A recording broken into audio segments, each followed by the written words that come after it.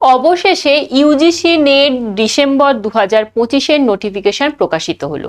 Notification বেরিয়েছে কিন্তু সেখানে পরীক্ষার ডেটের কোনো উল্লেখ নেই। তাই তোমাদেরও চিন্তা পরীক্ষা কবে হবে, কারণ গত বছরের বিজ্ঞপ্তিগুলো যদি আমরা দেখে থাকি সেখানে দেখবে পরীক্ষার ডেট কিন্তু উল্লেখ করা থাকে, এবারে নেই। তাহলে চলো পরীক্ষার ডেট কবে হবে সেটা তো জানবোই, তার সাথে সাথে জানবো এই পরীক্ষার যোগ্যতা কি এবং পরীক্ষা পদ্ধতি কেমন হয়ে থাকে।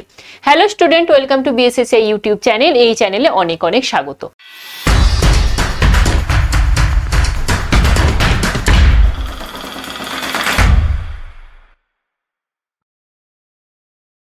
আজকে আমাদের আলোচনার বিষয় হচ্ছে ইউজিসি নেট ডিসেম্বর 2025 সংক্রান্ত A to Z বিস্তারিত আলোচনা করব। প্রথমেই যেটা দেখব সেটা হচ্ছে ইউজিসি। ইউজিসি কি? University grants commission. এবং এই যে নেট পরীক্ষা সেটা হচ্ছে ন্যাশনাল এলিজিবিলিটি টেস্ট। এই নেট পরীক্ষা তোমাদের এনটিএ নিয়ে থাকে, ন্যাশনাল টেস্টিং এজেন্সি, এবং এটি ভারতের একটি অন্যতম কঠিন পরীক্ষার মধ্যে ধরা হয়। পরীক্ষাটি প্রত্যেক বছর হয় এবং দুটো সেশনে হয়, জুন এবং ডিসেম্বর মাসে। এবারেও ডিসেম্বর মাসের ফর্ম বেরিয়ে গেল। তাহলে চলো বাকি জিনিসটা দেখি, কিন্তু তার আগে যেটা দেখবো সেটা হচ্ছে গুরুত্বপূর্ণ তারিখ। আবেদন শুরু হবে কিন্তু 7/10/2025, অর্থাৎ শুরু হয়ে গেছে, এবং আবেদন শেষের তারিখ হচ্ছে 7/11/2025। গতকাল সন্ধ্যাবেলা নোটিফিকেশন বেরিয়েছে এবং তখন থেকে কিন্তু তোমাদের আবেদন প্রক্রিয়া শুরু হয়ে গেছে। তোমরা যারা চাইছো তারা ঝটপট আবেদন করে ফেলতে পারো। আবেদনের লাস্ট ডেট কিন্তু থাকছে 7ই নভেম্বর, এবং তোমাদের কারেকশন উইন্ডো খুলে যাবে 10/11/2025 থেকে 12/11/2025 পর্যন্ত। তোমরা এখানে দেখতে পাচ্ছ যে নোটিফিকেশনটা রাখা রয়েছে। এরপর তোমরা দেখে নাও যে যোগ্যতা কি লাগছে।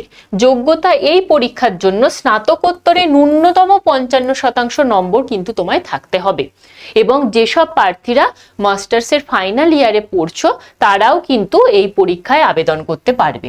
সংরক্ষিত প্রার্থীরা অবশ্যই বয়সের ছাড় পাবে এবং নম্বরেরও ছাড় পাবে। এবার দেখে নাও বয়স সীমা কি থাকছে।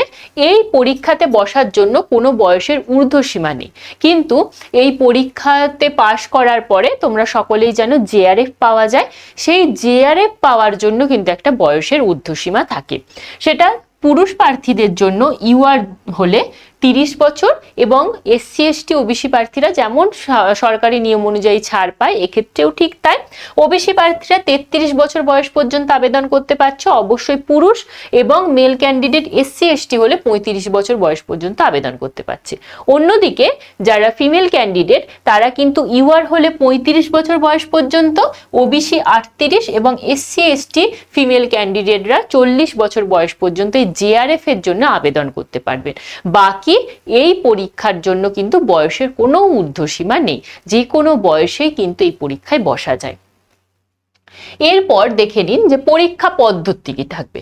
দুটো পেপারে পরীক্ষা হবে। পেপার 1 যেটা, সেটা হচ্ছে জেনারেল পেপার, সেটা সবাইকে পরীক্ষা দিতে হয়। আর পেপার 2 হলো নিজের সাবজেক্ট। কারো সাবজেক্ট যদি সংস্কৃত হয়, বাংলা হয়, বা সায়েন্সের কোনো সাবজেক্ট, সেই সাবজেক্টের কিন্তু পেপার 2 পরীক্ষা দিতে হবে। সিবিটি মোডে পরীক্ষা হয়, অর্থাৎ অনলাইন পরীক্ষা, এবং এমসিকিউ টাইপ প্রশ্ন হয়। দুটো পেপারের ক্ষেত্রেই এমসিকিউ টাইপ প্রশ্ন। প্রশ্নের ভাষা হিন্দি ও ইংলিশ। যেহেতু সর্বভারতীয় স্তরের একটি পরীক্ষা, তাই এই প্রশ্নের ভাষা হচ্ছে হিন্দি ইংলিশ। নেগেটিভ মার্ক কিন্তু এখানে নেই, কোনো রকম নেগেটিভ মার্ক নেই। প্রশ্ন ঠিক করলে তুমি উত্তর পাবে। এরপর দেখে নাও যে তোমাদের পরীক্ষা পদ্ধতি। পেপার 1 যেটা বললাম, পেপার 1-এ মোট 50টা প্রশ্ন থাকে।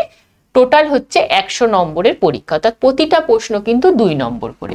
আর পেপার 2 যেটা নিজের সাবজেক্টে, সেখানে 100টা প্রশ্ন থাকে, টোটাল 200 নম্বরের পরীক্ষা। এই করে মোট আপনাদের পরীক্ষা দিতে হবে কিন্তু 150 নম্বরের প্রশ্ন থাকবে, এবং পরীক্ষা হচ্ছে 300 নম্বরে। টাইম কি থাকছে? 3 ঘন্টা। এরপর হচ্ছে যে বিষয়টা নির্বাচন পদ্ধতি। নির্বাচন পদ্ধতি এই পরীক্ষায় পাশ করলে 3টে ক্যাটাগরিতে ভাঙা হয়। প্রথম যে ক্যাটাগরি সেটা হচ্ছে জেআরএফ। জেআরএফ মানে একটা নির্দিষ্ট পরিমাণ কিন্তু স্কলারশিপ পাওয়া যায় যখন পিএইচডিতে অ্যাডমিশন করা যায়। এবারে এই জেআরএফ এর ক্ষেত্রে যে ক্যাটাগরি 1 সে তো জেআরএফ পাচ্ছে, তার সাথে অ্যাসিস্ট্যান্ট প্রফেসর হিসাবেও সে কিন্তু নিয়োগ পাবে, এবং অবশ্যই করে সে পিএইচডিও করতে পারছে। নেক্সট যে ক্যাটাগরি সেটা হচ্ছে অ্যাসিস্ট্যান্ট প্রফেসর। সে কিন্তু কোনো রকম জেআরএফ এর যে স্কলারশিপ সেটা পাচ্ছে না, বাকি অন্যান্য অনেক স্কলারশিপ আছে পিএইচডি করতে গেলে, সেগুলো সে পাবে। তার সাথে কি পাবে, অ্যাসিস্ট্যান্ট প্রফেসরের পরীক্ষায় বসতে পারবে বা ইন্টারভিউ দিতে পারবে এবং অবশ্যই করে পিএইচডিও করতে পারছে। তৃতীয় যে ক্যাটাগরি সেটা হচ্ছে অ্যাডমিশন টু পিএইচডি। এটাতেও কিন্তু জেআরএফ পাওয়া যায় না এবং অ্যাসিস্ট্যান্ট প্রফেসরের পরীক্ষাতে বা ইন্টারভিউয়ে বসা যায় না। শুধুমাত্র কি হয়, শুধুমাত্র পিএইচডি অ্যাডমিশন নেওয়া যায় এই ক্যাটাগরি 3-তে যারা পাশ করবে। এরপরে আমি চলে যাই যে আবেদন পদ্ধতি। আবেদন পদ্ধতি প্রথমেই অফিসিয়াল ওয়েবসাইট ওপেন করতে হবে। বলে রাখি এবারে কিন্তু অফিসিয়াল ওয়েবসাইটটা চেঞ্জ হয়েছে, সেটা ঠিক কি হয়েছে সেটাও বলবো, সেটা জানতে পুরো ভিডিওটা দেখতে হবে। তারপরে রেজিস্ট্রেশন কমপ্লিট করতে হবে এবং অ্যাপ্লিকেশন ফর্ম আসবে, সেটা ফিল আপ করতে হবে, ডকুমেন্ট আপলোড করতে হবে, আবেদন মূল্য জমা করতে হবে এবং অবশ্যই করে অ্যাপ্লিকেশনটা প্রিন্ট আউট করে নিজের কাছে রাখতে হচ্ছে। আবেদন মূল্য জেনারেল ক্যাটাগরির ক্ষেত্রে থাকছে 1150 টাকা, ইডব্লিউএস এবং ওবিসি প্রার্থীদের জন্য থাকছে 600 টাকা, অন্যদিকে এসসি এসটি এবং আদার্সের জন্য থাকছে 325 টাকা। আবেদনের লিঙ্ক আমি এখানে দিয়ে রেখেছি, প্রয়োজনে স্ক্রিনশট তুলে রাখতে পারেন, আমি ডেসক্রিপশন বক্সেও দিয়ে রাখবো।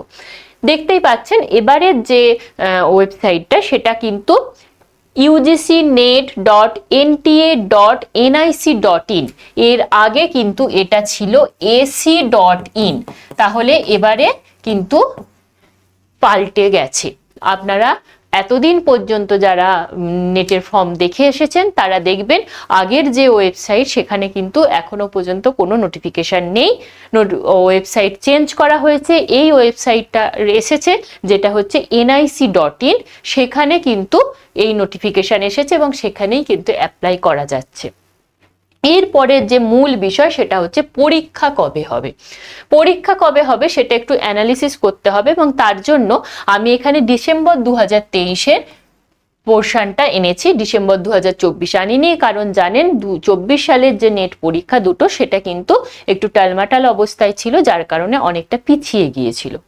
তো ডিসেম্বর 2023-এর অ্যাপ্লিকেশন শুরু হয়েছিল 30শে সেপ্টেম্বর থেকে, চলেছিল 28শে অক্টোবর এবং কারেকশন উইন্ডো ছিল 30শে অক্টোবর থেকে 31শে অক্টোবর। সেখানে আমরা ডিসেম্বর 2025-এ দেখলাম প্রায় 10 থেকে 12 দিন মতো পিছিয়ে গেছে। এবার এক্সাম ডেটে যদি যায়, ডিসেম্বর 2023-এ পরীক্ষা হয়েছিল ডিসেম্বরের 6 তারিখ থেকে 22 তারিখ পর্যন্ত। তাহলে এবারে সেই 10 দিন যদি পিছিয়ে আমরা ধরি তাহলে হিসাব হচ্ছে ডিসেম্বরের সেকেন্ড উইক, অর্থাৎ আমরা ধরে রাখতে পারি যে মোটামুটি ডিসেম্বরের 12 তারিখ থেকে শুরু হয়ে 24 তারিখের মধ্যে কিন্তু পরীক্ষা শেষ হয়ে যাবে। এটাকে ধরেই কিন্তু আমাদেরকে এগোতে হবে এবং প্রস্তুতি নিতে হবে। আশা করছি পুরো বিষয়টা ক্লিয়ার হলো। এছাড়াও যদি কারোর কোনো প্রশ্ন থাকে অবশ্যই কমেন্ট বক্সে কমেন্ট করুন, সমস্ত প্রশ্নের উত্তর নিয়ে হাজির হব। এখনকার মতো এই পর্যন্তই, থ্যাংক ইউ।